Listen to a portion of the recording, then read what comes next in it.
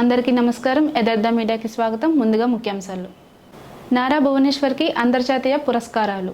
ధాన్యం కొనుగోలుపై మంత్రి నాదెండ్ల మనోహర్ సమీక్ష. బంగినపూడి బీచ్ అభివృద్ధి. జగన్ పర్యటనపై కేసు. విద్యార్థులతో ముచ్చటించిన కేంద్ర మంత్రి. ఏసీబీ సోదాలు. భారీ పెట్టుబడులకు విశాఖ వేదిక.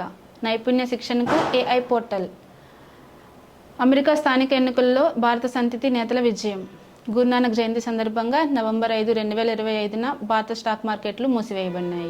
నారా భువనేశ్వర్కి అంతర్జాతీయ పురస్కారాలు. ఆంధ్రప్రదేశ్ ముఖ్యమంత్రి చంద్రబాబు నాయుడు గారి సతీమణి మరియు heritage food limited management director అయిన నారా భువనేశ్వరి లండన్లో జరిగిన institute of directors India global కన్వెన్షన్లో 2 ప్రతిష్టాత్మకమైన పురస్కారాలు అందుకున్నారు.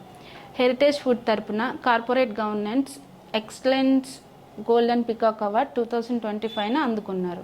అలాగే ఎన్టీఆర్ ట్రస్ట్ ద్వారా ఆమె చేస్తున్న ప్రజాసేవ మరియు సామాజిక సంక్షేమ కార్యక్రమాలకు గుర్తింపుగా distinguish fellow of the institute of directors 2025 గౌరవాన్ని పొందారు.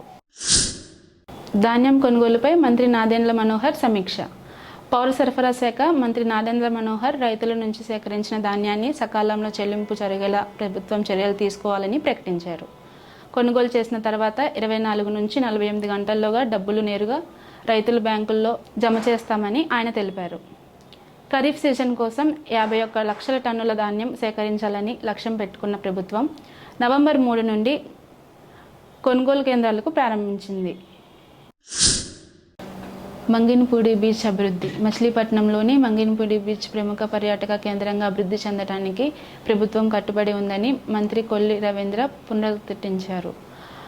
అడ్వెంచర్ స్పోర్ట్స్, కోస్టల్ మ్యూజియం, సందర్శకుల కోసం సౌకర్యాలు వంటి వివిధ పర్యాటక మరియు వినోద ప్రాజెక్టులలో బీచ్కు మెరుగుపరచడానికి ప్రభుత్వం యోచిస్తుంది. కార్తీక పౌర్ణమి వంటి పండుగల సమయంలో సాంస్కృతిక కార్యక్రమాలు మరియు యోగా సెక్షన్లను నిర్వహించడానికి కూడా ప్రణాళికలు సిద్ధం చేస్తున్నారు. జగన్ పర్యటనపై కేసు. వైఎస్ఆర్సీపీ అధినేత వైఎస్ జగన్మోహన్ రెడ్డి ఇటీవల గుంటూరు, నెల్లూరు వంటి వివిధ ప్రాంతాల్లో పర్యటించిన సమయంలో పోలీసుల నిబంధనలను మరియు నిషేధాజ్ఞలను ఉల్లంఘించారనే ఆరోపణపై మాజీ ఎమ్మెల్యేలు మరియు వైఎస్ఆర్సీపీ నేతలపై కేసు నమోదయ్యాయి. ఈ కేసులలో సాధారణంగా బారికేడ్లను తోసివేయటము, పోలీసుల విధులను ఆటంకించడం వంటి అవినీతి పనులు లేదా అనుమతి లేని ర్యాలీల కారణంగా భారీ జనసమూహాలతో ట్రాఫిక్ జాములు లేదా ప్రజలకు అసౌకర్యం కలిగించడం వంటి ఆరోపణలు ఉన్నాయి. ఇవి రాజకీయంగా ప్రేరేపించిన కేసులని వైసీపీ నేతలు ఆరోపిస్తున్నారు. ఏసీబీ సోదాలు.